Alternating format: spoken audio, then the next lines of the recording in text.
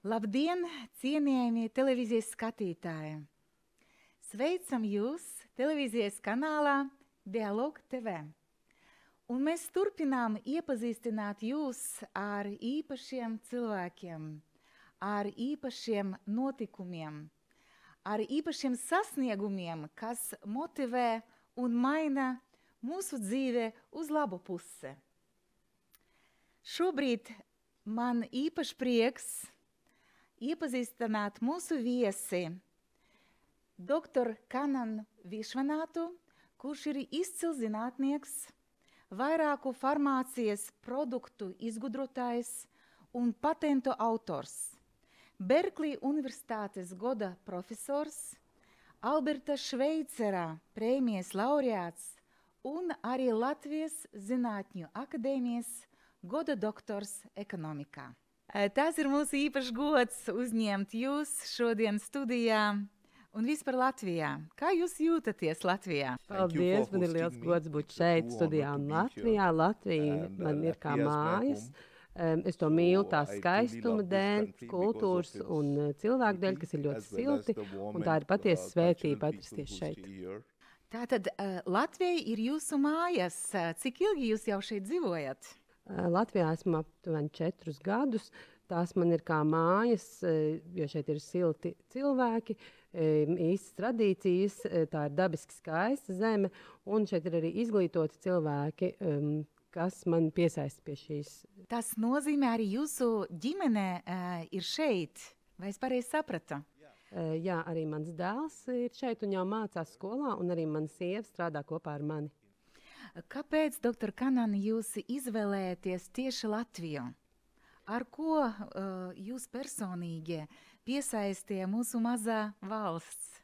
Latvija ir skaista zeme, īpaši tādēļ, ka šeit ir kultūra, tradīcijas, cilvēki ir silti, viņi ir ļoti izglītoti, izglītotākie cilvēki, ko es esmu sastapis. Šeit ir arī lielisks klimats, un jāsaka, ka šī ir labākā vieta, kur es esmu dzīvojis ar savu ģimeni. Paldies par jūsu izvēli, par jūsu uzticību mūsu zemei, un pastāstiet lūdzu vairāk par sevi. No jūsu plašas biogrāfijas apbrīnas vērts fakts, ka uz jūsu vārda, kā zinātnieka, ir reģistrēti 14 patenti. Kā jūs nonācat pie jūsu izgudrojumiem? Medicīna, farmācija, pastāstiet, par ko tie ir? Es esmu akadēmisks pētnieks ķīmijas nozarē, un galvenokārt fokusējos uz pretvēža un pretvalārijas zāļu izstrādi, galvenokārt, lai šīs zāles būtu pieejamas globāli visiem cilvēkiem, un arī mani patenti ir saistīti ar to, lai mazinātu šādu zāļu izmaksas, lai tās būtu pieejamas ikvienam. Tas patiesība ir ārkārtīgi svarīgi šobrīd tieši mūsu pasaulē. Jūs nosaucāt pretvēžu zāles, un arī Latvijā, cik es zinu, mūsu zinātnieki ļoti daudz ieguldās, lai cīnīties ar šo slimību. Un tas tiešām ir ārkārtīgi svarīgi jebkurā valstī. Tas ir arī viens no iemesliem, kādēļ strādāju Latvijā. Šeit ir izcili zinātniskie prāti, arī zinātniskā infrastruktūra un atmosfēra ir lieliska. Un tādēļ šādas akadēmiskas priekšrocības ir tieši šeit Latvijā, kas veicina darbu. Tieši tā, farmācijas uzņēmumi un farmācijas nozare Latvija ir tiešām ļoti attīstīta. Vai jūs jau sadarbojaties ar mūsu farmācijas nozare? Tieši man sadarbība ar Latvijas Zinātņu akadēmiju veicina šādu sadarbību un uzlabos strādāt pie iepriekš minētajiem produktiem. Doktor Kanan, padalieties lūdzu ar mums, Latvijas zinātniekiem, ar noslēpumu. Patiesībā es novēroju, ka ir daudzi gaiši prāti, tajā skaita Latvijā, kas spēj izgudrot ļoti svarīgus, inovatīvus preparātus, bet bieži vien nespēja atrast tiem pielietojumu. Vai citiem vārdiem sakot, komercializēt zinātnisku izgudrojumu, bet jums tas ir izdevies. Kur ir noslēpums?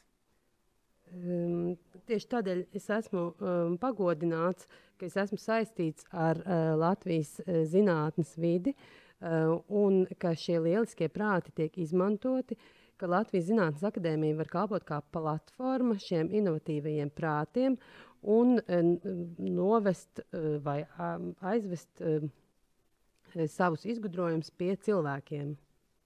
Vau, tā ir brīnišķīga iniciatīva, un mums patiesi ir prieks, ka jūs esat arī Latvijas Zinātņu akadēmijas goda doktors. Pastāstiet mums lūdzu vairāk par šiem projektiem vai par šo iniciatīvu, kur jūs attīstāt kopā ar Latvijas Zinātņu akadēmiju.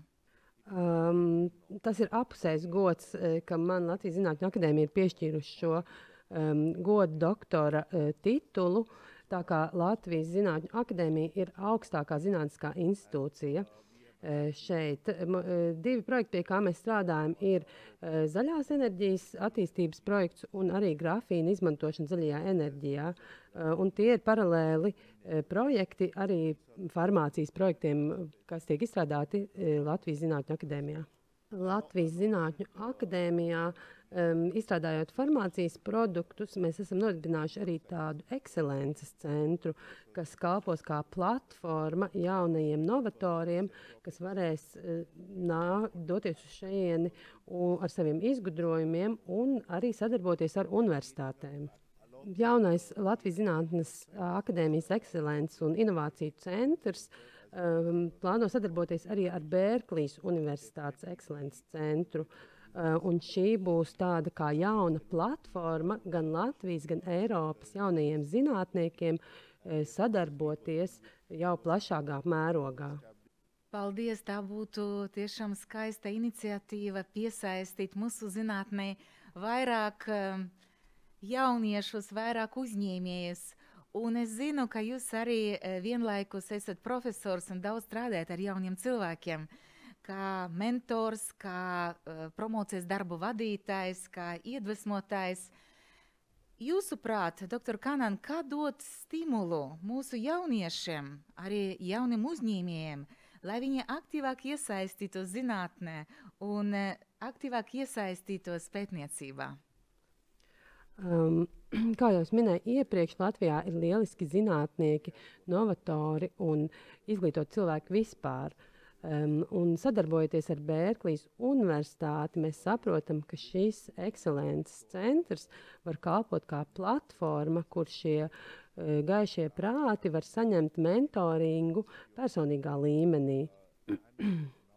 Doktor Kanan, tā kā jūs tagad esat Latvijas rezidents un dzīvojat šeit kopā ar visu ģimeni, ko jūs vispār domājat par latviešu valodu?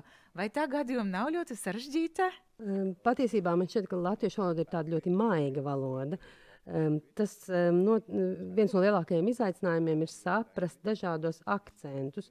Man ir privātskolotājs, un es mācos, cik ātri vien varu, bet jāsaka, ka mans dēls saprot latviešu valodu jau labāk nekā es. Bet es domāju, ka man būs nepieciešami daži mēneši, lai runātu jau tekoši.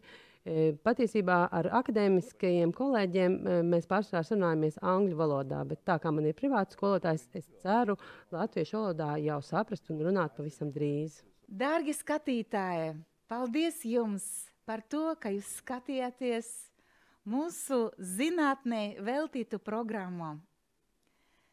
Mēs gaidīsim jūs Latvijas Zinātņu akadēmijā Starptautiskā ekonomikas fórumā 21. un 22. septembrī, kur